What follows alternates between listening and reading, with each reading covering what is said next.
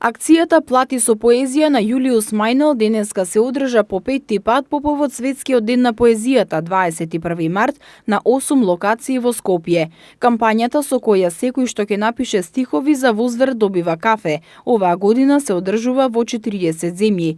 За разлика од минатите, оваа година сите што ќе напишат песна или поема влегуваат во меѓународната наградна игра на Јулиус Мајнел.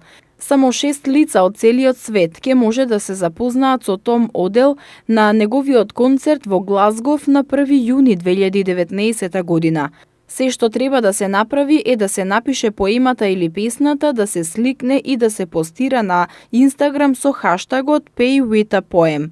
8 угостителски локали во Скопје во кои заинтересираните можеа да платат кафе со поезија, годинава се Ревиера, Паладиум, Фонтана, Дион, Центар бар, Бекјард, Ла Кафе и Сквер 21. За оваа акција Македонија е една од ретките земји во која најголемата поддршка доаѓа од самите поети и писатели.